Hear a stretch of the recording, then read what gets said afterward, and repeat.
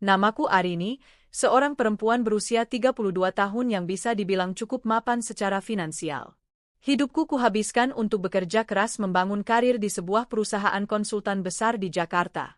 Aku terbiasa bangun pagi, mempersiapkan segala sesuatu dengan disiplin, dan menutup hari dengan jadwal kerja yang padat hingga larut malam. Hidupku memang keras, tapi aku menikmati hasilnya. Rumah megah, mobil nyaman, tabungan melimpah, dan nama baik di dunia profesional. Aku menikah dengan Raka 5 tahun lalu. Dia lelaki yang pada awalnya kukira sederhana, penuh kasih, dan pengertian. Waktu itu aku jatuh cinta pada sosoknya yang hangat, penuh perhatian, dan katanya selalu mendukung karierku. Tapi seiring waktu berjalan, aku mulai sadar bahwa ada banyak hal yang berbeda dari bayangan awal. Raka bekerja di sebuah perusahaan kecil sebagai staf administrasi. Gajinya cukup, tapi tentu jauh dari apa yang kubawa pulang tiap bulan. Tidak masalah bagiku, karena sejak awal aku tidak menikah untuk uang. Aku berpikir, jika aku mampu menafkahi diri sendiri, bahkan bisa membantu pasangan, kenapa tidak? Bukankah pernikahan seharusnya tentang saling mendukung? Namun, lama-kelamaan, peran itu bergeser. Bukannya saling mendukung, justru aku yang seperti menjadi penopang utama. Raka semakin terbiasa hidup enak dari hasil jerih payahku. Aku membelikan mobil untuknya, menanggung sebagian besar cicilan rumah, bahkan memberinya kartu ATM tambahan agar ia bisa berbelanja kebutuhan sehari-hari tanpa repot. Awalnya aku merasa tidak keberatan. Aku percaya itu bagian dari cinta. Tapi lama-lama, aku mulai merasakan ketimpangan yang nyata. Raka jarang menunjukkan ambisi dalam pekerjaannya. Ia sering mengeluh capek meski pekerjaannya tidak seberat itu. Sementara aku, dengan jadwal kerja gila-gilaan, tetap bisa mengurus rumah dan memastikan semua berjalan lancar. Sayang, aku lembur lagi ya malam ini. Ada laporan yang harus selesai, katanya suatu malam sambil menyandarkan tubuh di sofa. Aku hanya mengangguk sambil tersenyum tipis. Sudah entah berapa kali aku mendengar alasan yang sama. Lembur. Kata itu semakin sering muncul dari bibirnya sejak beberapa bulan terakhir. Aku tak serta-merta curiga. Aku berusaha berpikir positif. Bisa jadi benar, ia memang sedang banyak pekerjaan. Tapi ada sisi dalam diriku yang mulai resah. Lembur itu selalu diiringi dengan perubahan perilaku. Ia lebih sering merapikan penampilannya sebelum berangkat kerja, memakai parfum yang biasanya hanya dipakai di acara khusus, dan membawa ponsel ke kamar mandi lebih lama dari biasanya. Mas, kamu sering lembur, jangan sampai kesehatanmu terganggu. Aku juga bisa bantu cek laporan kalau memang ada yang mendesak, kataku suatu kali. Raka hanya tertawa kecil. Ah, ini kan kerjaan internal kantor, Rin. Kamu nggak ngerti sistem di sana. Aku juga nggak enak kalau terlalu banyak bawa kerjaan pulang. Udah, kamu istirahat aja. Jawaban itu terdengar wajar, tapi entah kenapa hatiku tak tenang. Ada nada menghindar yang kucium dari caranya berbicara. Di sisi lain, kehidupanku semakin sibuk. Perusahaan tempatku bekerja sedang menangani proyek besar dengan klien internasional. Aku sering keluar kota, menghadiri rapat maraton, bahkan pulang larut malam hampir setiap hari. Raka jarang protes. Ia tampak senang karena dengan begitu ia lebih bebas. Aku hanya bisa berharap kebebasan itu digunakan dengan cara yang baik. Namun, suatu malam aku tak sengaja melihat notifikasi di ponselnya. Ia tertidur lelap di sofa dengan ponsel masih tergenggam. Layar menyala memperlihatkan pesan masuk dari seseorang dengan nama tersimpan sebagai Sayang Hati Merah 2. Besok jadikan? Aku kangen kamu banget. Darahku seolah berhenti mengalir sesaat. Jantungku berdetak kencang, tanganku bergetar. Aku menatap wajahnya yang tertidur pulas, seolah tak punya beban. Raka, suamiku, memanggil orang lain dengan sebutan, sayang. Aku ingin marah saat itu juga, tapi ku tahan. Aku menutup layar ponselnya, meletakkannya di meja, lalu menarik selimut menutupi tubuhnya. Aku tidak ingin membuat keributan tanpa bukti yang jelas. Aku butuh kepastian, bukan sekadar kecurigaan. Hari-hari berikutnya kulalui dengan hati yang gelisah. Aku mulai lebih memperhatikan gerak-geriknya. Ia semakin sering pulang malam, kadang dengan alasan rapat, kadang lembur, kadang juga alasan sepele seperti nongkrong bersama teman kantor. Aku mengangguk saja, meski dalam hati penuh tanda tanya.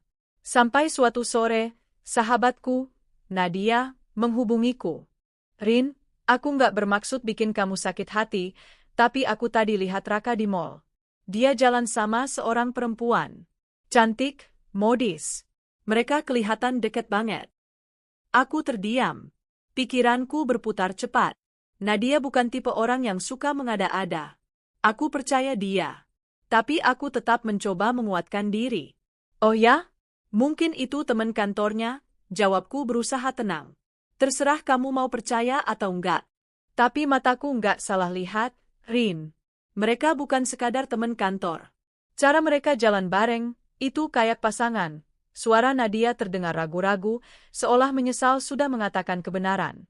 Setelah telepon ditutup, aku terduduk lama di ruang kerjaku. Rasanya seperti ada sesuatu yang pecah dalam diriku. Namun, sekali lagi, aku memilih diam. Aku tak ingin gegabah. Aku masih harus memastikan segalanya sebelum mengambil langkah besar. Malam itu, Raka pulang dengan wajah cerah. Seolah tidak ada yang terjadi. Ia bahkan membawakan sekotak kue kesukaanku. Sayang, aku beli ini buat kamu. Capek kan kerja seharian? Katanya sambil tersenyum manis. Aku hanya menatapnya lama. Senyum itu, wajah itu, dulu membuatku jatuh cinta. Tapi kini aku melihatnya dengan pandangan berbeda, penuh tanda tanya dan luka yang mulai tumbuh. Hari-hari berikutnya semakin aneh. Aku mendapati beberapa struk belanja dari restoran mewah di dalam saku jasnya. Struk itu tidak menunjukkan tanda-tanda pertemuan kantor. Nominalnya cukup besar untuk ukuran makan berdua. Mas, kamu makan di restoran ini sama siapa? Tanyaku sambil menunjukkan salah satu struk. Oh, itu, makan sama temen kantor? Habis rapat terus makan bareng. Kamu tahu kan kalau aku nggak terlalu suka makan sendirian, jawabnya cepat. Aku mengangguk pelan. Dalam hati, aku mencatat kebohongan kecil itu. Puncaknya, kecurigaan itu semakin menguat ketika ia berkata akan lembur pada hari Jumat malam. Aku tahu, hari itu tidak ada proyek besar di kantornya. Aku tahu karena temanku yang juga bekerja di bidang yang sama memberitahuku, kantor Raka sedang tidak ada deadline. Tapi aku tetap berpura-pura percaya. Ya udah, hati-hati ya Mas. Jangan terlalu capek. Ucapku lembut, seolah masih menjadi istri yang patuh dan penuh pengertian. Malam itu aku duduk lama di ruang kerja, menatap laptop tapi tak fokus. Pikiranku penuh dengan rencana. Aku tahu aku harus mencari bukti nyata. Aku tidak bisa terus hidup dalam kebohongan yang perlahan merusak jiwaku. Dan saat itu, takdir seakan mendukung. Perusahaan tempatku bekerja mengatur pertemuan penting dengan klien besar di sebuah restoran mewah, restoran yang kebetulan sama dengan nama yang tertera di struk belanja Raka beberapa waktu lalu. Aku terdiam lama menatap jadwal itu. Hatiku berdegup. Apakah ini hanya kebetulan? Atau sebenarnya, Tuhan sedang menunjukkan jalan agar aku membuka mata? Hari menjelang pertemuan itu, aku menyiapkan diriku sebaik mungkin. Gaun formal, riasan elegan, sikap profesional. Aku tahu ini momen penting bagi karierku. Tapi jauh di dalam hati, ada rasa berdebar yang berbeda. Firasat bahwa malam itu akan menjadi malam pengungkapan. Aku mengendarai mobil menuju restoran dengan hati penuh campuran perasaan, gugup, marah, takut, sekaligus penasaran. Aku berusaha menenangkan diri. Fokus pada klien, Arini. Jangan biarkan perasaan pribadi merusak profesionalitasmu. Namun, aku juga tak bisa membohongi diriku. Ada bagian dalam diriku yang sudah siap jika ternyata firasat itu benar. Jika benar malam ini aku menemukan kebenaran, aku sudah berjanji pada diriku sendiri, aku akan menyelesaikan semuanya. Tidak ada lagi ruang untuk pengkhianatan. Tidak ada lagi kesempatan kedua bagi orang yang mengkhianati cinta tulusku. Aku menarik napas panjang, menatap bayangan diriku di kaca spion. Kuatlah, Arini, bisikku pada diri sendiri. Apapun yang terjadi, kamu harus tegas. Mobilku berhenti di depan restoran mewah itu. Lampu-lampu temaram, musik lembut, dan aroma elegan menyambutku. Aku melangkah masuk dengan penuh percaya diri. Namun jauh di dalam, aku tahu, malam itu akan mengubah segalanya. Malam itu udara Jakarta begitu hangat dengan angin sepal yang jarang hadir di tengah kepadatan ibu kota. Jalanan masih ramai, lampu-lampu kendaraan berkilauan seperti bintang-bintang kecil yang jatuh ke bumi. Aku mengenakan gaun hitam elegan yang sederhana tapi anggun, dipadukan dengan blazer putih yang menambah kesan profesional. Rambutku kutata rapi dengan sanggul rendah, dan perhiasan emas kecil di telingaku berkilau lembut terkena cahaya lampu jalan. Malam itu bukan sekadar makan malam biasa. Ini adalah pertemuan penting dengan seorang klien internasional, seorang pengusaha besar dari Singapura yang sedang mempertimbangkan kerjasama dengan perusahaanku. Aku sudah menyiapkan materi presentasi, menghafal data-data penting, dan memastikan diriku tampil percaya diri. Bagiku, pekerjaan adalah bagian dari hidup yang tak bisa kugadaikan oleh siapapun. Aku tiba di restoran tepat waktu. Restoran itu terkenal dengan nuansa mewah dan elegannya. Begitu masuk, aroma makanan khas Perancis menyeruak, bercampur dengan suara musik jazz lembut dari pianis yang bermain di sudut ruangan. Cahaya lampu temaram menciptakan suasana hangat sekaligus romantis. Pelayan menyambutku dengan ramah. "Selamat malam, Ibu. Apakah sudah melakukan reservasi?" tanyanya sopan. "Ya, atas nama Arini. Saya ada pertemuan dengan Tuan Lim." Pelayan itu memeriksa daftar, lalu tersenyum dan mengangguk. "Silakan ikuti saya." Aku berjalan mengikuti pelayan menuju area VIP yang sedikit lebih tenang. Namun, sebelum sampai di meja klienku, mataku tanpa sengaja menoleh ke arah deretan meja di sisi kanan. Saat itulah waktu seakan berhenti. Aku melihat Raka, suamiku, duduk di sebuah meja bundar dengan seorang wanita cantik di depannya. Mereka tampak akrab, tertawa, berbicara dengan mata berbinar-binar. Raka mengenakan kemeja putih rapi yang baru minggu lalu kubelikan untuknya. Parfum yang ia semprot jelas tercium meski dari jarak beberapa meter.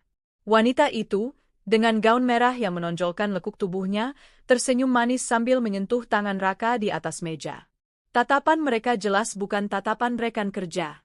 Itu tatapan penuh gairah dan kedekatan. Aku terpaku. Langkahku sempat terhenti.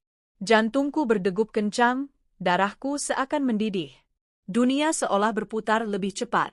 Semua keraguan yang selama ini kutahan, semua tanda-tanda kecil yang kuanggap hanya firasat, kini terpampang nyata di depan mata. Raka, lelaki yang selama ini mengaku sibuk lembur, ternyata sedang kencan dengan perempuan lain. Aku menarik napas panjang, mencoba menguasai diri. Tidak boleh gegabah. Aku sedang dalam pertemuan penting. Aku tidak bisa kehilangan kendali di depan banyak orang. Tapi bagaimana mungkin aku bisa berpura-pura tenang melihat pengkhianatan itu?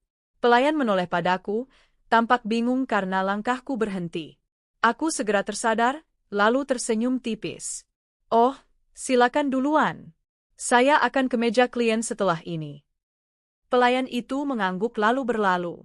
Aku berdiri di tengah ruangan, menatap meja Raka. Rasanya ingin langsung menghampiri, membongkar kebohongan itu saat itu juga. Tapi aku masih menahan diri. Aku harus cerdas, bukan emosional. Tak lama, seorang pria parubaya dengan jas hitam elegan melambaikan tangan ke arahku dari meja VIP. Itulah Tuan Lim, klien yang kutunggu. Aku segera mengatur ekspresi wajahku, memasang senyum profesional, dan melangkah ke mejanya. "Selamat malam, Miss Arini. Senang akhirnya bisa bertemu langsung," ucap Tuan Lim sambil menjabat tanganku dengan hangat. "Selamat malam, Tuan Lim. Senang juga bisa bertemu Anda," jawabku sopan. Kami pun duduk dan mulai membicarakan proyek. Aku berusaha sekuat tenaga untuk fokus, mendengarkan setiap kata, menjelaskan data dengan percaya diri. Namun, mataku sesekali melirik ke arah meja di mana Raka duduk. Setiap kali kulihat, hatiku makin terluka. Raka tampak begitu bahagia dengan wanita itu. Mereka bersulang dengan gelas wine, tertawa, bahkan sesekali wanita itu menyandarkan kepala di bahunya. Tanganku mengepal di bawah meja. Ingin rasanya aku menghampiri, menampar mereka berdua, dan berteriak di hadapan semua orang. Tapi aku menahan diri. Aku harus selesaikan pertemuan ini dulu. Profesionalisme adalah hal yang tidak bisa kuabaikan, bahkan ketika hatiku sedang terkoyak. Aku menghela napas pelan, mencoba menenangkan diri.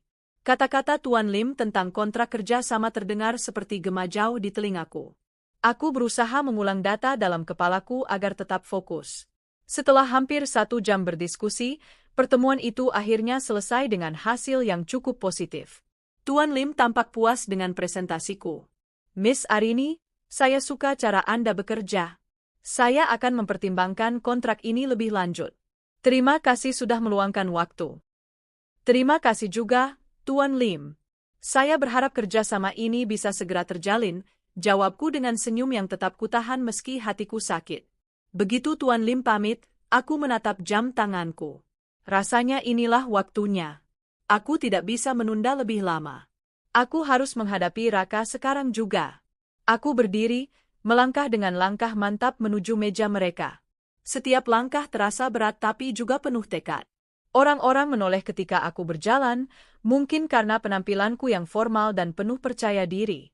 Ketika aku sampai di meja itu, Raka sedang tertawa lepas. Tapi begitu matanya menangkap sosokku berdiri di depannya, tawanya terhenti seketika. Wajahnya pucat pasi, seolah baru melihat hantu. Arini, suaranya bergetar. Wanita di depannya menoleh, menatapku dari atas ke bawah dengan tatapan sinis. Ia tersenyum tipis, lalu meraih tangan Raka lebih erat. Jadi ini istrimu, katanya dengan nada meremehkan. Aku menatap mereka dengan tenang, meski dalam hatiku api kemarahan membara. Senyumku tipis, sinis, seolah semua ini hanyalah sandiwara murahan yang tak layak kusaksikan. Ya, aku istrinya, jawabku dingin. Lalu kutatap Raka tajam. Suami yang katanya sedang lembur di kantor. Rupanya lemburnya di restoran mewah, ya? Raka gelagapan. Aku, ini nggak seperti yang kamu pikir. Tolong, Raka. Jangan munafik, potongku tajam. Wanita itu justru tertawa kecil. Sudahlah, Mas. Ngapain kamu takut sama dia? Ceraikan aja istrimu. Kamu kan lebih bahagia sama aku. Aku mendengar kata-katanya, lalu tertawa keras. Tawa itu membuat beberapa orang di sekitar menoleh. Aku tertawa bukan karena bahagia, tapi karena sakit hati yang sudah mencapai puncaknya. Bagiku, ucapan perempuan itu terdengar konyol. Ceraikan aku, kataku sambil menatap pelakor itu. Lucu sekali. Kamu pikir Raka berani menceraikan aku? Hidup enak selama ini dia dapat dari siapa? Hah? Dari aku. Dari kerja keras aku. Kalau bukan karena aku, kamu pikir dia bisa makan di restoran ini? Bisa beliin kamu baju mewah? Jangan mimpi. Wajah Raka semakin pucat, keringat dingin bercucuran di pelipisnya. Ia memandangku dengan tatapan panik. Arini, tolong jangan bikin keributan di sini, katanya lirih. Aku menatapnya dengan pandangan penuh jijik. Keributan? Kamu yang bikin keributan dalam rumah tangga kita, Raka. Aku cuma datang untuk membuka topengmu. Pelakor itu menyandarkan tubuhnya ke kursi, tersenyum angkuh. Kalau memang dia bergantung sama kamu, biarlah. Aku siap kok hidup sama dia. Yang penting dia cintanya ke aku, bukan ke kamu. Aku menatapnya dengan tatapan penuh iba. Kamu kira cinta bisa bikin kamu kenyang? Bisa bayar tagihan listrik? Bisa cicil rumah? Silakan. Kalau kamu merasa sanggup menanggung hidup Raka, aku serahkan dia sepenuhnya padamu. Aku lalu mengeluarkan ponsel dari tas. Dengan beberapa ketukan, aku langsung menutup semua akses kartu ATM tambahan yang selama ini kupasrahkan ke Raka. Semua rekening bersama kubekukan saat itu juga. Raka tersentak. Arini, apa yang kamu lakukan? Aku tersenyum dingin. Memutus aliran hidupmu. Mulai malam ini, jangan harap kamu bisa menghabiskan uangku lagi. Orang-orang di restoran mulai berbisik-bisik. Beberapa bahkan tampak menikmati tontonan gratis ini. Raka menunduk malu, wajahnya merah padam. Pelakor itu mulai gelisah, jelas tidak menyangka aku akan bertindak secepat ini. Aku sudah cukup sabar, Raka. Kamu mengkhianati aku, padahal aku yang menafkahi hidupmu. Mulai malam ini, selesai sudah. Aku tidak butuh suami yang hanya bisa jadi beban. Aku meletakkan kartu pernikahan, sebuah simbol kecil yang dulu kami buat, di atas meja mereka. Lalu aku berdiri tegak, menatap mereka sekali lagi dengan penuh penghinaan. Silakan nikmati hidup kalian berdua. Tapi ingat, tanpa uangku, Raka bukan siapa-siapa. Aku berbalik meninggalkan mereka, langkahku mantap. Dari belakang, terdengar suara Raka dan wanita itu mulai bertengkar. Suara mereka meninggi, menarik perhatian semua pengunjung restoran. Aku tidak menoleh lagi. Bagiku, malam itu adalah akhir dari segalanya dan juga awal dari kebebasanku. Langkahku baru saja menjauh dari meja itu ketika suara gaduh mulai terdengar di belakangku. Aku tidak bisa menahan diri untuk tidak menoleh. Pemandangan yang kusaksikan membuatku semakin yakin bahwa keputusanku barusan adalah langkah yang tepat. Raka dan wanita itu, pelakor yang bahkan aku tak tahu siapa namanya, tengah saling adu mulut dengan suara keras. "Kenapa kamu diam aja waktu dia ngomong begitu? Hah?" Suara wanita itu terdengar nyaring, menusuk telinga. Aku kaget. "Kamu kira gampang jelasin semuanya ke dia?" Balas Raka dengan nada putus asa. Beberapa pengunjung restoran mulai melirik ke arah mereka. Ada yang berbisik-bisik sambil menutupi mulutnya, ada pula yang terang-terangan menonton seolah sedang menyaksikan drama langsung di panggung. Aku tersenyum miris. Aku tak perlu lagi ikut campur. Mereka sedang memperlihatkan wajah asli hubungan kotor mereka di hadapan publik. Biarlah semua orang tahu bagaimana memalukan hidup mereka. Namun, aku juga tahu aku belum benar-benar menutup bab ini. Aku harus menegaskan semuanya di depan mereka, di depan saksi orang banyak, agar tak ada celah lagi bagi Raka untuk kembali merayap masuk ke dalam hidupku. Dengan langkah mantap, aku kembali menghampiri meja itu. Semua mata kini tertuju padaku. Aku berdiri tegak, menatap Raka dan wanita itu yang sama-sama terdiam melihatku kembali datang. "Kenapa berhenti berdebat? Lanjutkan saja. Bukankah kalian ingin menunjukkan pada dunia bahwa kalian lebih bahagia bersama?" Ucapku dengan nada dingin. Raka menunduk, wajahnya merah padam. Wanita itu justru menatapku sinis. "Kamu pikir kamu hebat banget ya? Bisa ngatur hidup Raka cuma karena uangmu? Jangan salah. Raka sayang sama aku, bukan sama kamu." Aku tertawa kecil, tawa yang penuh sarkasme. "Sayang? Kalau dia benar-benar sayang, kenapa dia masih takut padaku? Kenapa dia masih gemetar saat aku datang? Karena jauh di dalam hatinya, dia tahu, tanpa aku, dia bukan siapa-siapa." Raka membuka mulutnya, ingin membantah, tapi tak ada kata yang keluar. Ia hanya menunduk semakin dalam, seperti anak kecil yang ketahuan berbuat nakal. Wanita itu menghela napas kasar. "Ya sudah. Kalau memang kamu nggak mau ceraikan dia, aku yang minta. Ceraikan dia sekarang juga, Raka. Kita mulai hidup baru, tanpa dia." Kata-kata itu membuat beberapa pengunjung terkesiap. Beberapa bahkan tertawa kecil, seolah tak percaya ada orang yang begitu percaya diri meminta sesuatu yang begitu absurd di tempat umum. Aku menatap mereka lama, lalu tertawa lebar. "Ceraikan aku? Aku sudah memutuskan cerai darinya sejak detik aku melihatnya duduk bersama kamu. Aku tidak butuh pengkhianat di hidupku. Jadi silakan, kalian bisa hidup bersama sepuasnya. Tapi ingat, mulai malam ini, semua kemewahan yang pernah kalian nikmati dariku sudah berhenti." Aku lalu mengeluarkan amplop kecil dari tasku. Itu adalah salinan dokumen yang sebenarnya sudah lama kusiapkan, dokumen pracerai yang hanya menunggu tanda tangan. Aku meletakkannya di meja mereka. "Raka, aku sudah siap. Tinggal tanda tanganmu saja. Jadi jangan berpikir aku akan mempertahankanmu." Raka mendongak, wajahnya penuh ketakutan. "Arini, jangan begini. Kita bisa bicarain baik-baik di rumah. Jangan di sini, jangan di depan orang banyak." "Kenapa? Malu? Bukankah kamu tidak malu saat duduk mesra dengan perempuan lain di tempat umum? Jadi kenapa sekarang harus malu?" Balasku tajam. Wanita itu memutar bola matanya. "Ya Tuhan, ribet banget. Udahlah, Mas. Tanda tangan aja. Biar kita bisa bebas dari dia." Raka menoleh ke arah wanita itu dengan wajah putus asa. "Kamu nggak ngerti? Aku nggak bisa begitu aja." "Kenapa nggak bisa?" "Karena kamu takut miskin," wanita itu membentak. Kalimat itu sontak membuat restoran riuh. Beberapa pengunjung menahan tawa, ada pula yang menepuk meja pelan sambil berbisik ke pasangannya. Mereka jelas menikmati tontonan gratis ini. Aku menatap wanita itu dengan tatapan penuh kemenangan. Akhirnya kamu sendiri yang mengakuinya. Iya, dia takut miskin. Karena selama ini hidupnya ditopang olehku. Kamu pikir kamu siap menanggung hidupnya? Silakan coba. Wanita itu terdiam sejenak, tapi segera kembali memasang wajah angkuh. Aku sanggup. Aku cinta sama dia.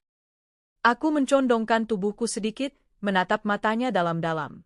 Cinta itu tidak cukup untuk bayar cicilan rumah, tidak cukup untuk isi kulkas, tidak cukup untuk bayar listrik. Cinta tanpa uang hanya akan membuat kalian saling mencakar. Ingat kata-kataku malam ini. Suasana restoran semakin ramai. Pelayan dan manajer restoran bahkan tampak berdiri canggung di sudut ruangan, tak berani mendekat.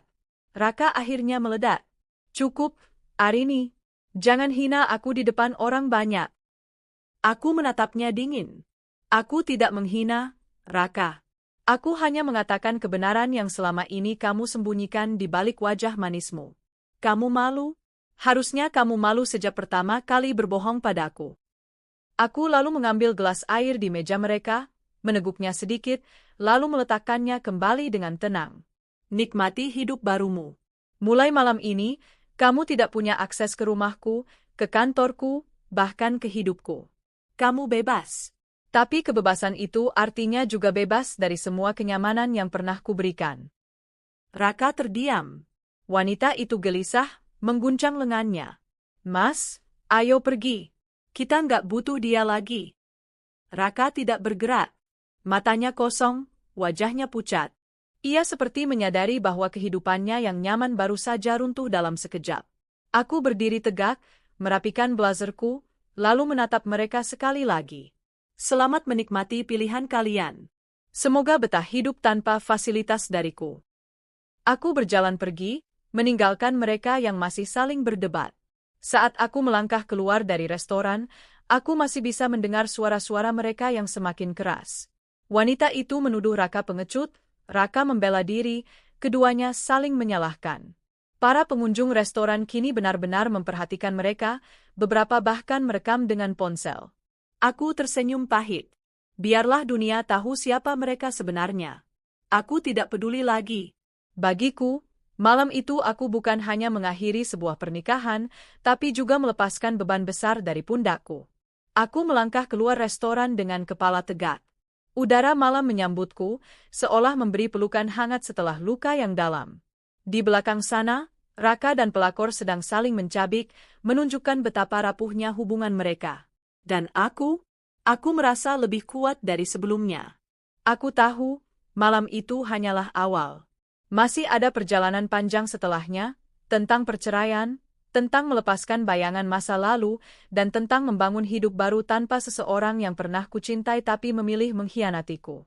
Namun satu hal yang pasti, aku tidak lagi takut. Aku tidak lagi ragu. Aku sudah menemukan kembali diriku yang sesungguhnya. Seorang wanita yang kuat, mandiri, dan tidak akan pernah membiarkan siapapun meremehkannya lagi. Dan biarlah Raka dan perempuan itu menikmati karma mereka sendiri. Restoran itu mendadak terasa begitu sepi di telingaku, meskipun kenyataannya musik lembut masih mengalun dan suara percakapan tamu lain terdengar di sana-sini. Waktu seperti berhenti ketika aku berdiri tegak di samping meja mereka, menatap suamiku yang wajahnya mendadak pucat pasi. Sesekali ia menelan ludah, matanya bergerak gelisah, mencari alasan, mencari jawaban, mencari cara untuk menyelamatkan diri dari situasi memalukan yang baru saja menelannya bulat-bulat. Restoran mewah itu yang semula dipenuhi alunan musik lembut piano kini berubah menjadi arena drama tak terduga. Orang-orang yang tadinya sibuk dengan hidangan dan obrolan mereka mulai melirik ke arah meja tempat suamiku dan pelakor duduk. Bisik-bisik halus terdengar, beberapa bahkan sengaja memperlambat gerakan mereka agar bisa menikmati tontonan gratis ini. Aku belum jauh meninggalkan ruangan ketika suara pelakor itu meninggi.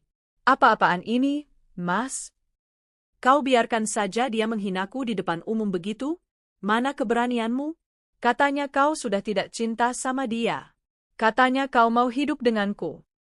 Suamiku, yang wajahnya sudah semerah tomat, mencoba menenangkan dengan suara bergetar. Aku memang mau bersamamu, sayang, tapi kau harus mengerti, keuangan masih dipegang dia. Aku, Brat. gelas anggur di depannya terjatuh, pecah berantakan di lantai. Para tamu langsung tersentak. Seorang pelayan bergegas mendekat dengan wajah panik, tapi berhenti di tengah jalan setelah melihat betapa sengit pertengkaran itu. Pelakor menatap suamiku dengan mata membelalak. Jadi selama ini kau hanya mendekatiku untuk apa? Untuk pelarian? Untuk main-main?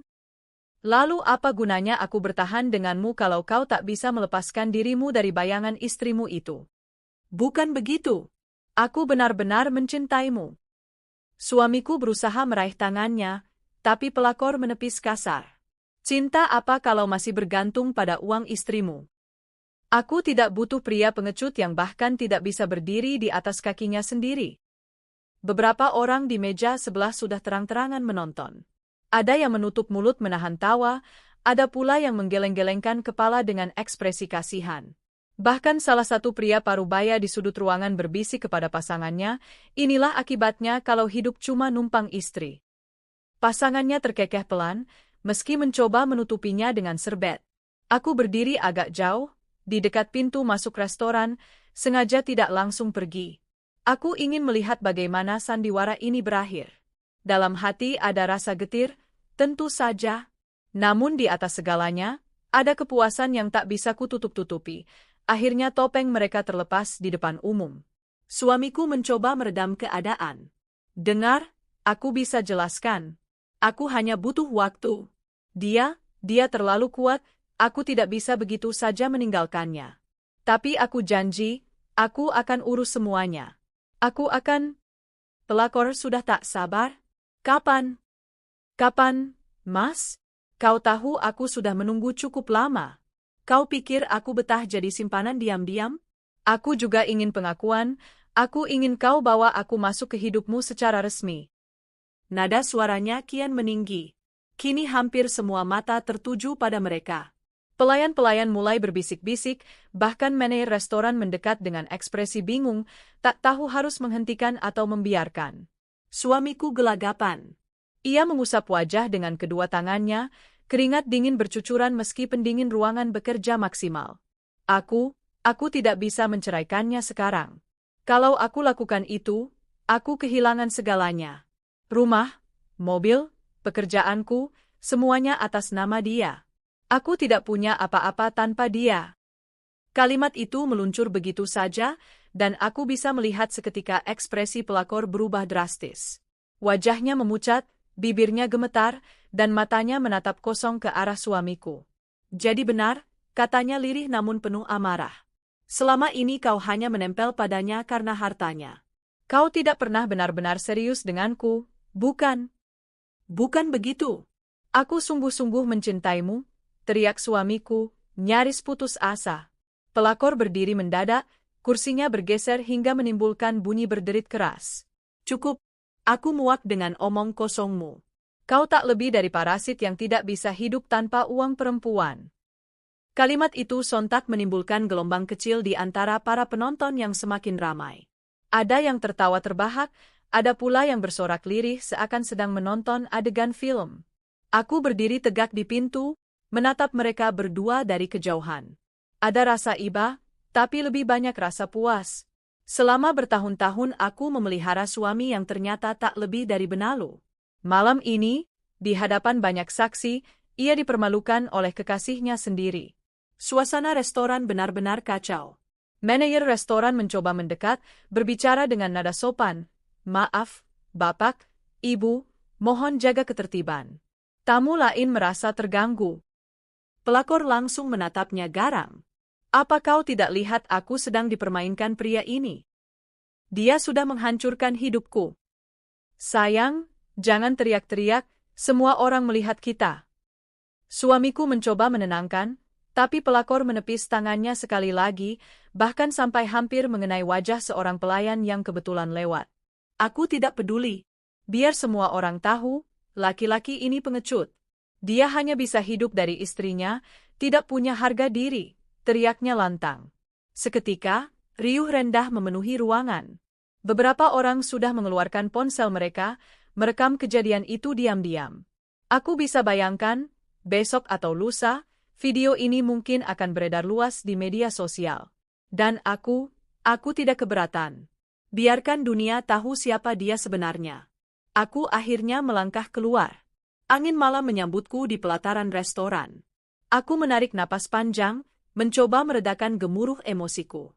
Ada bagian dari hatiku yang masih sakit, masih kecewa, masih terluka. Namun langkah tegas malam ini memberiku rasa lega yang tak pernah kurasakan sebelumnya.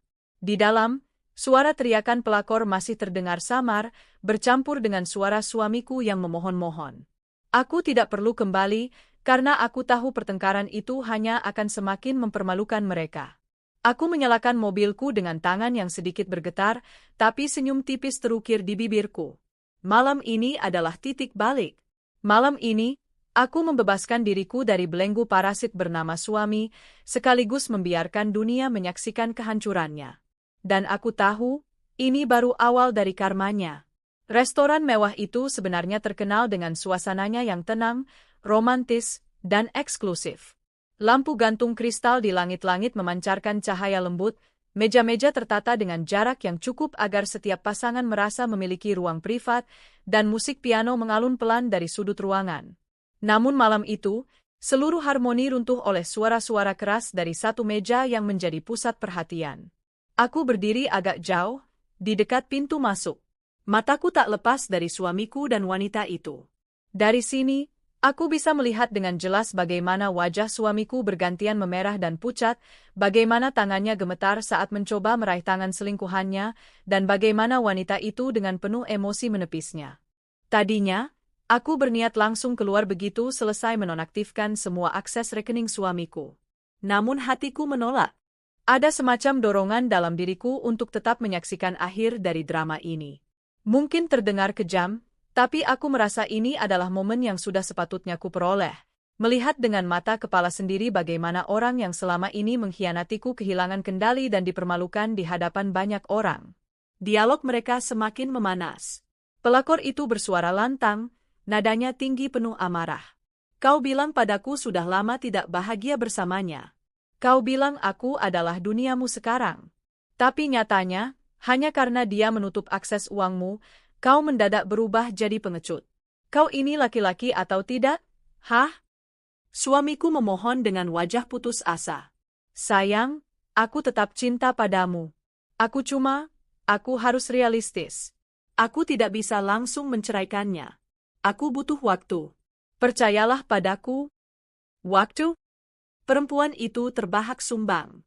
Selama ini aku sudah memberimu waktu. Bulan demi bulan, janji demi janji. Kau pikir aku wanita bodoh yang bisa kau gantung seenaknya? Tangan pelakor menghantam meja keras, membuat peralatan makan bergetar. Beberapa gelas hampir tumpah, pelayan di dekat situ terlonjak kaget.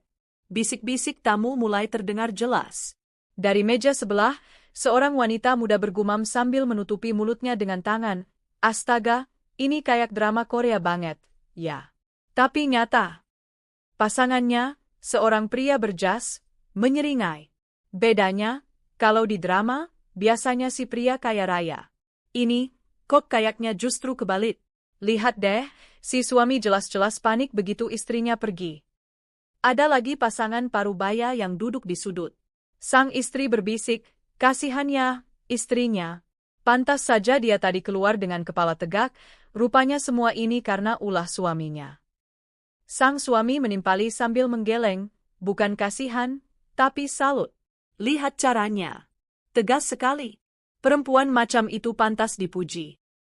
Aku mendengarnya samar-samar, dan bibirku mengembang dengan senyum getir. Betul, aku memang sakit hati. Tapi setidaknya aku tak membiarkan diriku dipermainkan lebih lama. Pertengkaran semakin heboh. Pelakor menunduk mendekat ke wajah suamiku, suaranya tetap keras. Aku tidak akan mau bersama pria yang masih sembunyi-sembunyi seperti ini. Kalau kau benar mencintaiku, ceraikan dia sekarang juga. Suamiku kaget. Sekarang? Di sini? Kau gila? Kenapa tidak? Balasnya sengit. Tadi istrinya sendiri sudah bilang akan menceraikanmu. Kau tinggal mengiyakan saja. Apa yang susah? Atau kau takut benar-benar kehilangan uangnya? Wajah suamiku semakin kusut. Ia memegang kepalanya, lalu bersuara lemah, aku tidak bisa. Semua aset dipegang dia. Kalau aku keluar dari rumah itu dengan tangan kosong, aku tidak tahu harus bagaimana. Kalimat itu menghantam telat. Orang-orang di sekitar meja terdengar menahan tawa. Seorang pria yang duduk bersama rekan bisnisnya bahkan mendecak, "Astaga, dasar lelaki tak tahu malu. Lihat, dia terang-terangan mengaku cuma numpang uang istrinya." Aku bisa melihat ponsel-ponsel terangkat diam-diam. Beberapa orang mulai merekam video. Kupastikan, besok atau lusa, potongan drama ini akan tersebar di media sosial, menjadi bahan olok-olok publik. Dan aku tidak keberatan sama sekali. Monolog batinku berputar. Inilah kenyataan yang selama ini kutolak. Aku menikah dengan pria yang awalnya kukira tulus mencintaiku, namun ternyata hanya betah karena kenyamanan hidup yang kuberikan. Semua uang, rumah, mobil, bahkan pekerjaannya di kantorku, itu semua hasil jerih payahku. Ia hanya menempel, seperti benalu yang menyedot energi dari pohon inangnya. Aku teringat betapa dulu aku membelanya mati-matian di hadapan orang tuaku, yang sempat meragukan kesungguhannya. Aku berkeras mengatakan bahwa cinta lebih penting daripada harta. Betapa bodohnya aku. Kini, di hadapan puluhan mata, kebenaran yang dulu mereka khawatirkan terungkap dengan sendirinya. Tapi entah mengapa, di balik rasa sakit itu, ada semacam rasa puas. Akhirnya aku bisa melihat wajah aslinya tanpa topeng. Pelakor kehilangan kesabaran. Ia berdiri, tubuhnya sedikit bergetar. Aku tidak percaya kau selama ini hanya boneka yang digerakkan oleh uang perempuan itu. Kau membuatku jijik. Suamiku panik, bangkit dari kursi. Sayang, jangan bilang begitu. Aku mencintaimu, aku sungguh. Plak, sebuah tamparan mendarat keras di pipinya. Suara itu menggema ke seluruh ruangan. Semua orang terdiam sejenak, lalu bisik-bisik kembali terdengar. Wajah suamiku memerah, bekas telapak tangan terlihat jelas. Ia menatap pelakor itu dengan mata membelalak. Sok, tak menyangka diperlakukan begitu di depan umum. Pelakor mengangkat dagunya tinggi-tinggi. Kau pikir aku mau menanggung hidupmu setelah ini? Jangan mimpi. Kalau kau tidak bisa lepas dari bayang-bayang istrimu, kau tidak pantas bersamaku. Dia mengambil tasnya dengan gerakan kasar, lalu berjalan cepat menuju pintu keluar. Semua mata mengikuti langkahnya, sebagian dengan tatapan kagum pada keberaniannya, sebagian lain dengan tatapan mencibir karena sikap kasarnya. Suamiku terduduk lemas. Ia jatuh kembali ke kursinya, wajahnya penuh rasa malu dan putus asa. "Tidak, jangan tinggalkan aku," suaranya nyaris berbisik, tapi cukup terdengar oleh orang-orang di dekatnya. Tawa kecil terdengar di sudut ruangan. Seseorang bersuara, "Dasar lelaki bodoh.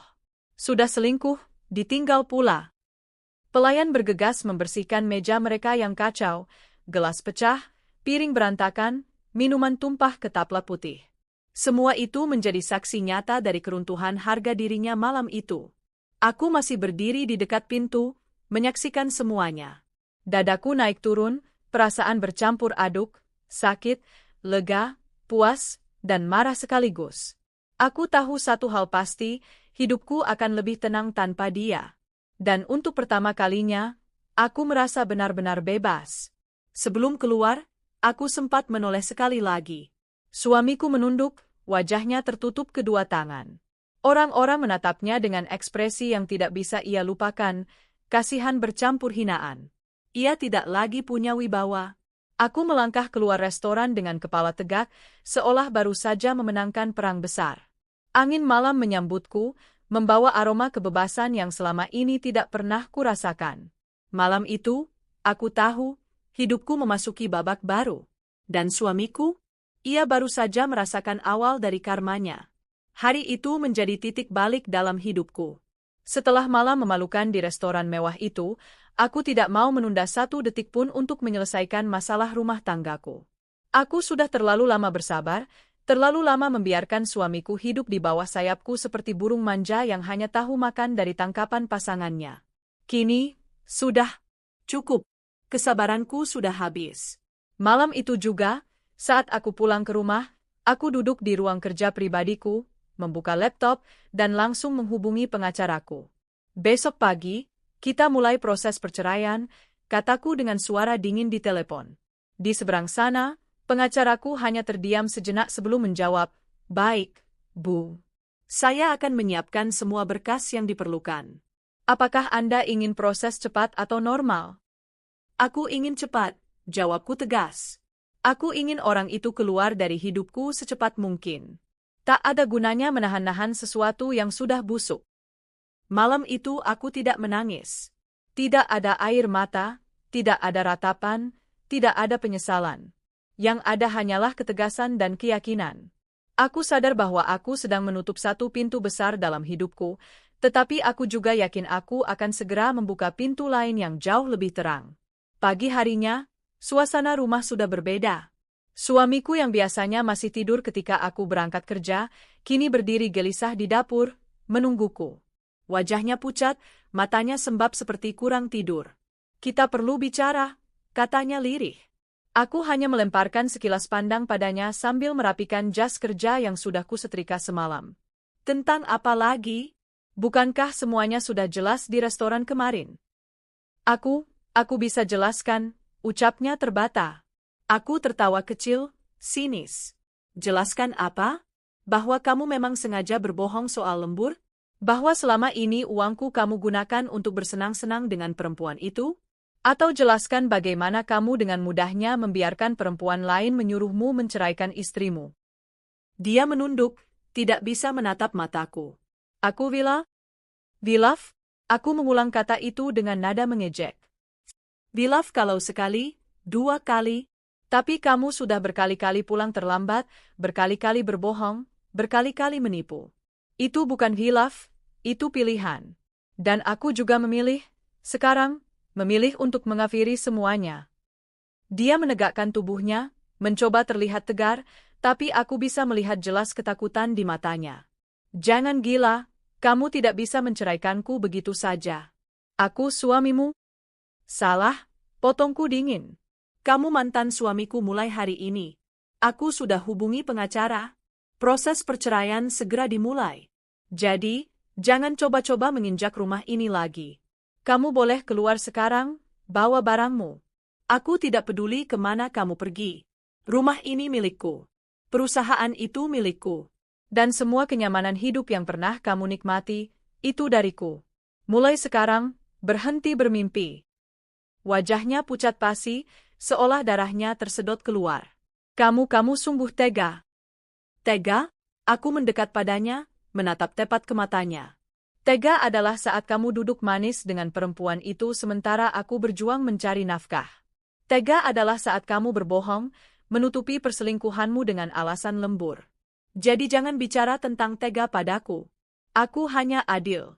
Kamu dapat balasanmu sekarang." Aku melangkah pergi, meninggalkannya membeku di dapur. Siangnya, aku sengaja meminta staf keamanan kantorku untuk membuat pengumuman tegas. Mulai hari itu, suamiku tidak diperbolehkan lagi masuk ke area kantor, bahkan sekadar parkiran. Kalau dia datang, usir baik-baik. Kalau membandel, laporkan ke pihak berwenang, instruksiku singkat. Beberapa staf sempat terkejut, tapi aku tidak memberi ruang untuk pertanyaan. Semua orang tahu bahwa perintahku mutlak. Aku tidak mau satupun bagian dari hidupku lagi dicemari oleh keberadaan suami yang sudah berkhianat itu. Malamnya, aku mendapat kabar dari asisten rumah tanggaku. "Bu, Pak tidak jadi pergi, beliau masih duduk di depan pagar rumah," katanya ragu. Aku tersenyum dingin. Biarkan saja. Dia bukan siapa-siapa lagi di rumah ini. Kalau dia tidak pergi juga, hubungi satpam komplek.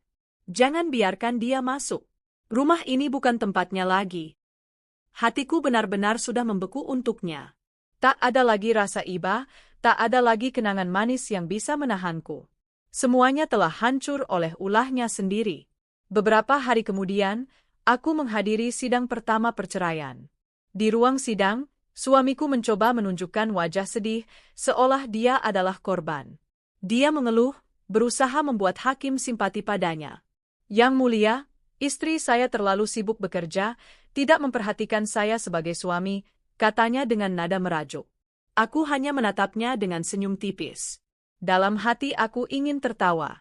Betapa lucunya dia, lelaki dewasa yang tidak malu memainkan peran seperti anak kecil manja. Hakim menoleh padaku. Bagaimana tanggapan ibu? Aku menjawab tenang, lugas, tanpa bertele-tele. Saya sudah memberikan segalanya dalam pernikahan ini. Nafkah, kenyamanan, bahkan kesetiaan. Namun suami saya memilih untuk berselingkuh, bahkan terang-terangan. Saya punya bukti foto dan saksi yang melihatnya di restoran bersama perempuan lain. Saya rasa tidak ada alasan untuk mempertahankan pernikahan ini. Hakim mengangguk, matanya tajam menatap suamiku. Jika demikian, kita lanjutkan prosesnya. Suamiku tampak semakin panik, tapi aku tidak peduli. Proses perceraian berjalan lancar, bahkan lebih cepat dari perkiraan. Aku yakin itu karena bukti yang kubawa terlalu jelas, terlalu kuat untuk dibantah. Setelah resmi bercerai, aku merasa beban besar terangkat dari pundakku. Hidupku seakan lebih ringan, lebih bebas. Aku bisa pulang ke rumah tanpa perlu melihat wajahnya lagi. Aku bisa bekerja dengan tenang tanpa khawatir suamiku mengotori reputasiku. Sementara itu, kabar mulai beredar di lingkungan kami. Orang-orang tahu bahwa suamiku kini tidak lagi tinggal bersamaku. Ada yang membicarakan di belakang, ada yang terang-terangan bertanya. Aku tidak peduli.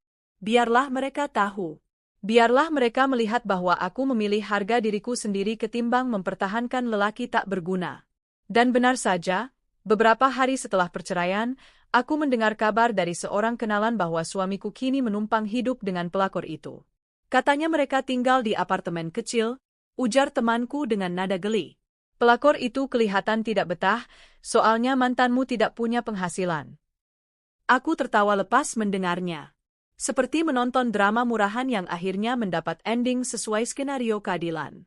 Lelaki yang dulu duduk manis di kursi empuk rumahku, kini harus menumpang dan bergantung pada selingkuhannya.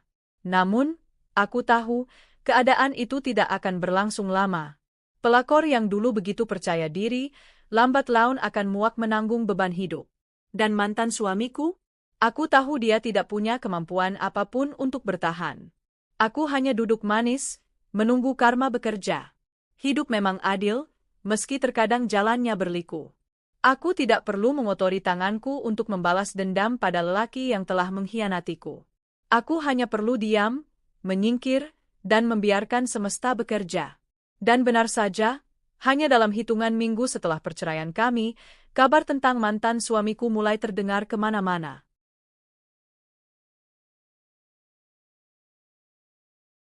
Di awal, ia masih terlihat cukup percaya diri.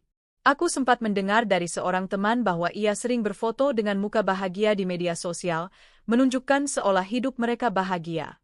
Mereka duduk di kafe murah, berfoto dengan minuman seadanya, tersenyum lebar. Caption yang ditulis, "Bahagia itu sederhana, asalkan bersama orang yang kita cintai." Aku hanya tersenyum sinis melihat itu. Bahagia? Aku tahu benar senyum itu palsu. Orang yang terbiasa hidup dengan kemewahan tidak akan pernah betah terlalu lama hidup seadanya. Mantan suamiku dulu bisa duduk manis di rumah karena semua kebutuhannya kutanggung. Ia tidak perlu memikirkan uang sewa, tagihan listrik, belanja bulanan. Sekarang, semua harus dihadapinya dengan tangan kosong. Aku mendengar kabar mengejutkan dari seorang kerabat jauh. Ternyata, mantan suamiku sudah mulai mencari pekerjaan. Dia keliling ke kantor-kantor, bahkan mencoba melamar ke perusahaan yang jauh lebih kecil dari perusahaanmu, ujar kerabatku. Tapi tidak ada yang mau menerima. Reputasinya sudah jelek. Semua orang tahu dia suami yang hanya menumpang hidup. Aku tidak terkejut. Dunia bisnis itu sempit, terutama di kota besar. Orang-orang saling mengenal, saling mendengar cerita.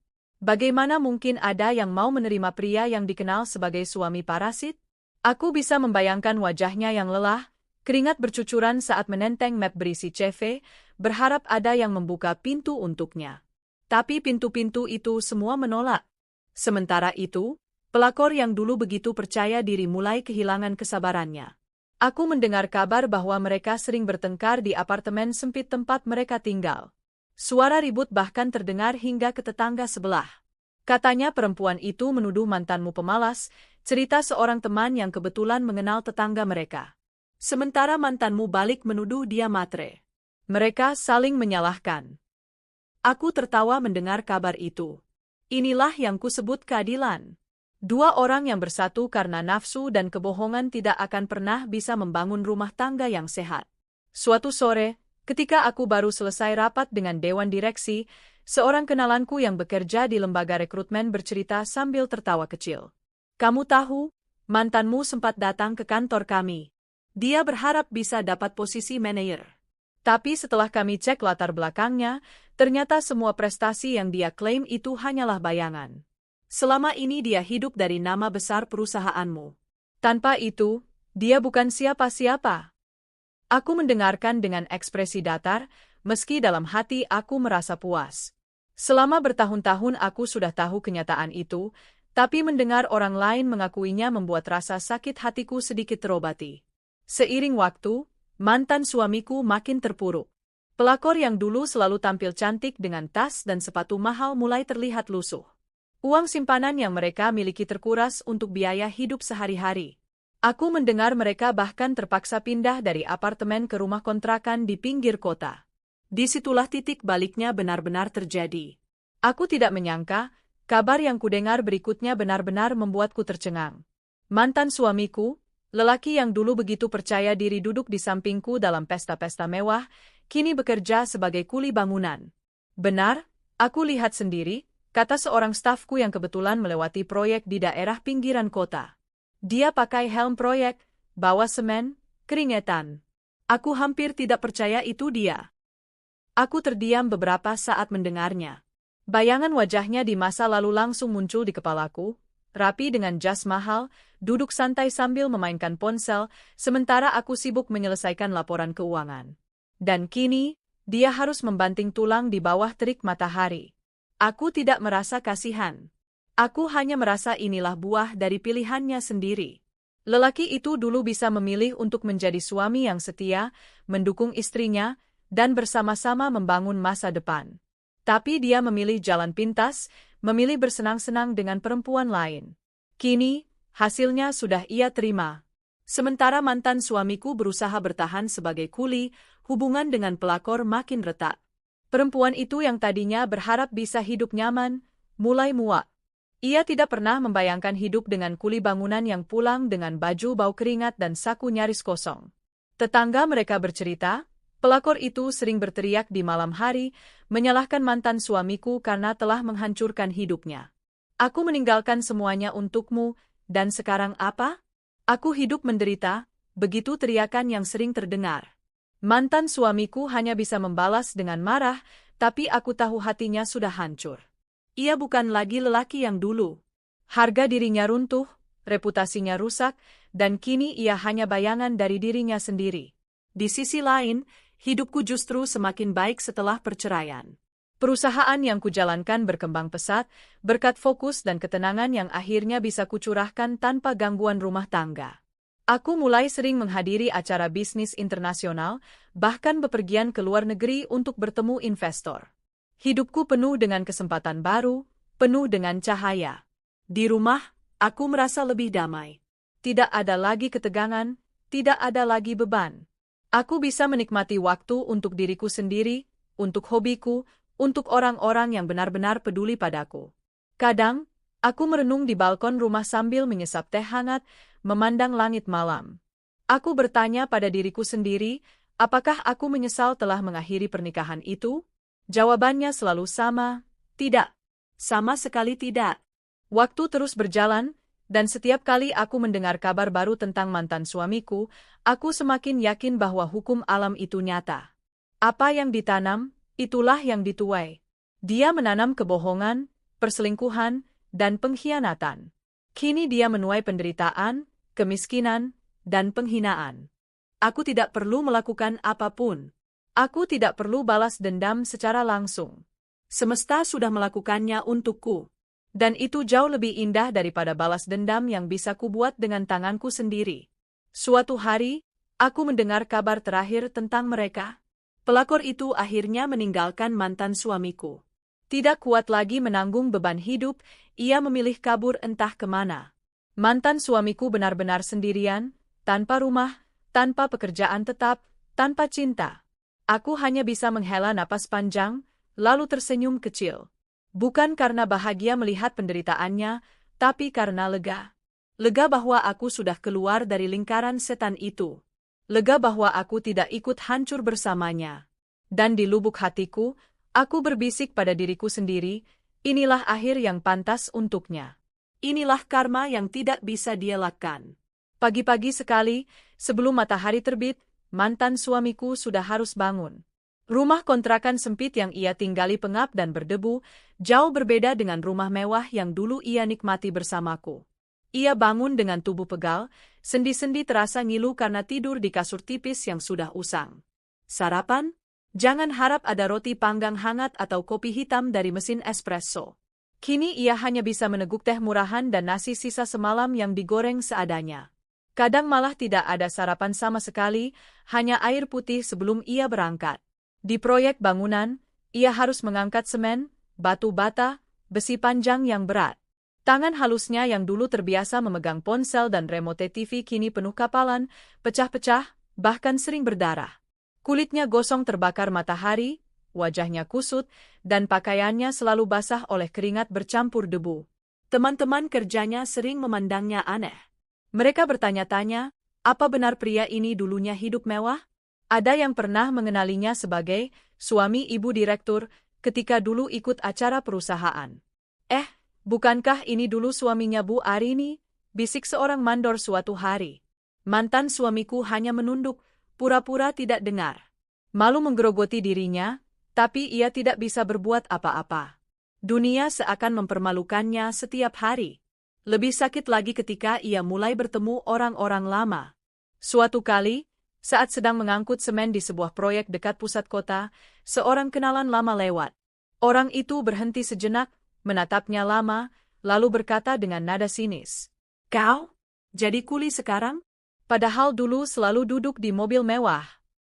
Mantan suamiku hanya terdiam. Tenggorokannya tercekat. Ingin rasanya ia berteriak bahwa ini semua bukan salahnya, tapi siapa yang akan percaya? Dunia sudah menilainya sebagai pecundang, dan ia tidak punya kekuatan untuk membantah. Setiap hinaan itu menancap dalam di hatinya. Malam hari, ketika ia berbaring di kasur tipis dengan tubuh pegal, ia sering menatap langit-langit sambil menangis diam-diam. Tidak ada yang tahu. Tidak ada yang peduli. Seiring waktu, pekerjaannya mulai menghancurkan tubuhnya. Pinggangnya sering sakit, lututnya bengkak karena terlalu sering mengangkat beban berat. Kadang ia jatuh pingsan karena panas terik, membuat mandor memarahinya habis-habisan. Bayangkan, lelaki yang dulu setiap sore duduk di sofa empuk menonton TV sambil menunggu makanan disajikan, kini hanya bisa pulang dengan tubuh lunglai, wajah hitam berdebu, dan tangan penuh luka. Dan yang lebih menyakitkan lagi, pelakor yang dulu begitu manja, kini sudah benar-benar meninggalkannya. Tidak ada lagi yang menunggu di rumah, tidak ada lagi pelukan mesra. Ia benar-benar sendirian. Di saat-saat kesepian itulah, ia mulai menyesali semua keputusannya. Ingatannya melayang pada malam di restoran mewah itu, wajahku yang dingin, tawaku yang sinis, dan ketegasanku memutus semua hubungan. Andai saja aku tidak berkhianat, andai saja aku memilih setia, gumamnya lirih dalam hati. Tapi semua itu hanya andai. Waktu tidak bisa diputar ulang. Dan penyesalan selalu datang terlambat. Sementara aku, hidupku justru semakin bersinar. Aku semakin sering muncul di majalah bisnis, menghadiri konferensi internasional, bahkan mendapat penghargaan sebagai salah satu wanita pengusaha sukses. Foto-fotoku terpampang di media sosial, tersenyum anggun dengan gaun elegan, bersanding dengan tokoh-tokoh penting. Mantan suamiku, entah dari mana, kadang masih melihat foto-foto itu. Mungkin dari warung kopi tempat ia numpang wifi. Setiap kali melihat, hatinya semakin hancur. Aku semakin tinggi, semakin tak tersentuh, sementara ia semakin jatuh ke dasar. Kini, ia hanyalah seorang kuli bangunan yang hidup berpindah-pindah, tanpa rumah tetap, tanpa cinta, tanpa masa depan. Semua orang yang dulu ia kenal menjauhinya. Tidak ada yang mau dekat, apalagi membantu. Aku tidak pernah sekalipun menoleh ke belakang. Aku tidak mau tahu bagaimana detail hidupnya kini. Bagiku, cerita itu sudah selesai. Aku hanya tahu satu hal, semesta sudah memberinya balasan yang setimpal. Dan di hatiku, aku berbisik pelan. Rasakanlah, ini karma dari pengkhianatanmu. Matahari pagi menyinari balkon apartemenku, memantul lembut di kaca jendela besar. Udara segar yang masuk lewat pintu balkon membawa aroma bunga-bunga di taman kota yang baru saja disiram oleh petugas taman. Aku menatap keluar, melihat kendaraan berlalu lalang, orang-orang bergegas menuju rutinitas mereka, dan seketika hatiku terasa ringan. Tidak ada tekanan, tidak ada kebohongan, tidak ada bayangan masa lalu yang membebani. Segalanya terasa damai, lebih damai daripada yang pernah kurasakan selama bertahun-tahun menikah. Sejak perceraian itu, hidupku berubah total. Aku tidak lagi dibatasi oleh orang yang hanya menempel karena kenyamanan hidupku, dan aku juga tidak lagi diganggu oleh perasaan dikhianati yang dulu menghantui setiap malam. Kini aku bebas, benar-benar bebas, untuk menentukan jalanku sendiri. Pagi itu aku duduk dengan secangkir kopi hangat di tangan, laptop di depan, menandatangani kontrak kerjasama dengan investor asing yang akan membawa perusahaanku ke level internasional. Suasana kantorku kini berbeda. Kantor lama yang sempit telah diganti dengan ruang terbuka luas, dinding kaca yang memantulkan cahaya, dan tanaman hijau yang tersebar di setiap sudut. Staf-stafku tersenyum hangat menyambutku, beberapa menepuk bahuku sambil berkata, "Selamat, Bu. Presentasi tadi luar biasa." Aku tersenyum dan membalas, "Terima kasih. Semuanya berkat kerja keras kita bersama." Aku selalu percaya bahwa sukses bukan hanya soal uang atau jabatan, tapi juga soal ketenangan hati dan kemampuan mengelola kehidupan tanpa tergantung pada orang lain. Dan hari itu aku benar-benar merasakannya. Tidak ada suami yang menuntut, tidak ada bayangan pelakor yang menusuk hati, hanya diriku dan dunia yang terbuka lebar untuk kujalani. Setelah urusan di kantor selesai, aku memutuskan untuk berjalan kaki sebentar di taman kota. Langit biru dan angin yang sejuk membuat langkahku ringan. Aku menyapa beberapa orang yang kukenal, pedagang kecil yang sudah akrab dengan wajahku, beberapa ibu yang sering jogging bersama, dan anak-anak yang berlarian riang di sekitar kolam ikan. Semua tampak normal, damai, dan tidak terganggu oleh riuh kota.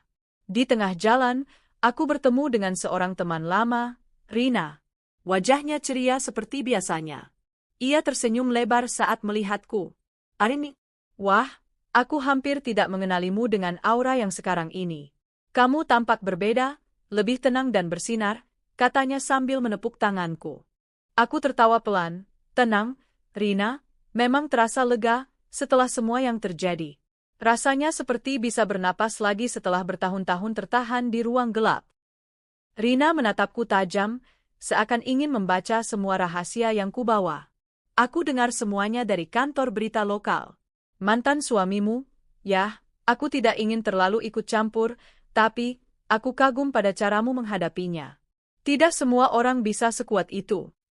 Aku menggeleng sambil tersenyum tipis, kekuatan itu bukan sesuatu yang tiba-tiba ada. Itu terbentuk dari sakit, kekecewaan, dan keputusan untuk tidak membiarkan orang lain menghancurkan hidupku lagi. Aku belajar satu hal, jika orang lain memilih untuk mengkhianati kita, itu bukan alasan untuk kita ikut jatuh. Kita bisa memilih bangkit, dan aku memilih untuk melangkah ke depan. Sore harinya, aku menerima undangan dari seorang investor besar untuk makan malam di restoran mewah. Biasanya, tempat itu akan membuatku teringat pada restoran di mana suamiku pernah ketahuan bersama pelakor, tapi kali ini perasaan itu sama sekali tidak muncul. Aku duduk di meja yang menghadap ke jendela besar, menikmati cahaya lampu kota yang memantul di permukaan sungai. Investor itu, seorang pria parubaya dengan sikap ramah, tersenyum hangat. "Arini, saya senang kita bisa duduk bersama hari ini. Saya ingin bicara tentang proyek ekspansi perusahaanmu ke luar negeri. Kami percaya visi kamu akan membawa kesuksesan." Aku menatapnya, merasakan energi positif yang mengalir. "Terima kasih. Bagi saya, kesuksesan bukan hanya tentang angka atau pertumbuhan. Ini tentang bagaimana perusahaan saya bisa memberi dampak, bagaimana saya bisa memimpin dengan integritas, dan bagaimana saya bisa menjadi teladan bagi staf saya." Pria itu mengangguk, kagum. "Kamu benar-benar berbeda dari banyak pemimpin yang saya temui. Ketenanganmu, keyakinanmu, dan kemampuanmu menghadapi tekanan, luar biasa. Aku tersenyum, tapi di dalam hatiku, aku tahu satu rahasia kecil. Ketenangan ini lahir dari pengalaman pahit yang dulu sempat membuatku hancur. Dan sekarang, justru pengalaman itu menjadi fondasi terkuatku. Malam itu, setelah kembali ke apartemen, aku duduk di balkon sambil menatap kota yang gemerlap. Aku menyalakan lilin aroma vanila dan mendengarkan musik klasik yang lembut. Secangkir teh hangat menemaniku, dan aku membiarkan pikiran melayang ke masa lalu, tentang pengkhianatan, kesedihan, dan semua air mata yang pernah tumpah. Tapi kali ini, bukan lagi air mata kesedihan. Itu adalah air mata kebebasan. Air mata kemenangan. Aku tersenyum pelan, mengingat semua peristiwa yang pernah membuatku sakit, dan menyadari satu hal. Tanpa itu, aku tidak akan pernah sampai ke titik ini. Aku membuka ponsel, melihat pesan dari sahabat-sahabatku. Mereka menulis kata-kata dukungan, beberapa mengundang untuk makan malam, yang lain menanyakan kabar dan keberhasilan terbaru perusahaanku. Aku membalas satu persatu, merasakan kehangatan persahabatan yang tulus. Tidak ada kepalsuan, tidak ada yang ingin memanfaatkan, hanya cinta dan dukungan yang nyata. Hari-hari berikutnya berlalu dengan indah. Aku mulai menjalani rutinitas baru yang seimbang antara pekerjaan dan kehidupan pribadi.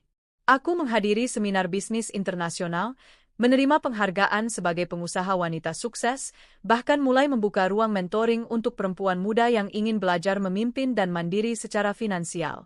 Suatu siang, seorang gadis muda datang ke kantorku, menatapku dengan mata berbinar.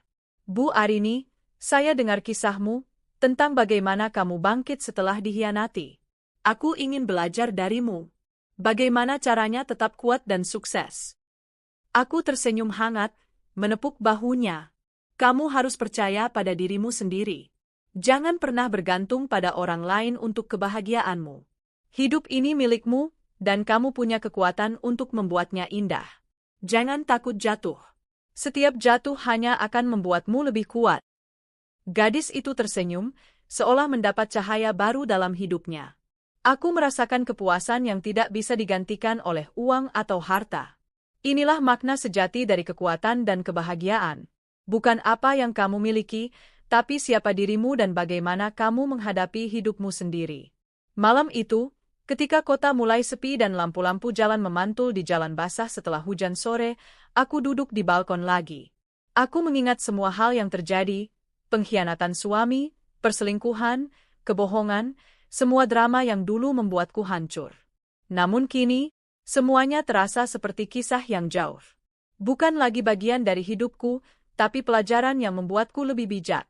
Aku tahu, setiap orang memiliki jalan hidupnya sendiri.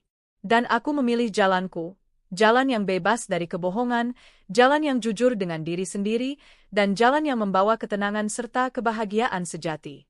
Aku meneguk teh hangatku, menutup mata sejenak, dan membiarkan suara hujan yang rintik di kejauhan menjadi musik pengantar tidur. Hati ini tenang. Tidak ada rasa dendam, tidak ada rasa sakit. Hanya rasa damai yang dalam. Beberapa minggu kemudian, aku menerima kabar tentang mantan suamiku dari seorang kenalan lama. Informasinya singkat, tapi cukup untuk membuatku tersenyum tipis. Mereka sudah berpisah, kata temanku. Pelakor itu tidak tahan hidup susah, dan mantanmu sekarang bekerja di proyek bangunan, benar-benar jauh dari kehidupan yang dulu dia nikmati. Aku menutup mata, tersenyum. Tidak ada rasa puas yang sombong. Aku hanya merasakan lega dan keyakinan, semesta bekerja adil. Orang yang memilih untuk mengkhianati, menipu, dan menumpang pada hidup orang lain, pada akhirnya akan merasakan akibatnya. Dan aku, yang memilih untuk tetap setia pada diri sendiri, mendapatkan hidup yang lebih indah dari yang pernah kuimpikan. Hari demi hari berlalu. Aku semakin menikmati hidupku. Aku mulai menulis buku tentang pengalaman hidupku, tentang kekuatan perempuan yang bangkit dari pengkhianatan. Buku itu diterbitkan dan menjadi inspirasi bagi banyak wanita muda yang mengalami situasi serupa. Setiap kali menerima pesan dari pembaca yang berkata, "Cerita Anda membuat saya berani bangkit," aku tersenyum hangat. Ini adalah hadiah terbesar yang bisa kuterima, mengetahui bahwa pengalaman pahitku bisa menjadi cahaya bagi orang lain. Pada suatu sore, aku duduk di kafe favorit, menatap matahari terbenam yang memantul di sungai. Sebuah anak kecil bermain di dekatku, tertawa riang, dan membuatku teringat bahwa kebahagiaan sederhana itu nyata, tidak perlu mewah, tidak perlu kepalsuan. Cukup dengan kebebasan, ketenangan, dan keberanian untuk mencintai diri sendiri. Seorang pria tua duduk di seberangku, menatapku sambil tersenyum. "Kamu terlihat tenang," katanya. "Seperti orang yang baru saja keluar dari badai besar." Aku tersenyum dan menjawab, "Benar. Kadang badai memang menyakitkan, tapi setelah itu kita belajar bagaimana rasanya merasakan langit cerah." Pria itu mengangguk, seakan setuju dengan kata-kataku. Dan aku tahu, benar, hidupku sekarang cerah. Lebih cerah dari sebelumnya. Aku pun mulai membangun kehidupan baru yang seimbang antara pekerjaan, hobi, dan hubungan sosial. Aku sering mengadakan acara amal untuk membantu anak-anak dan perempuan yang membutuhkan.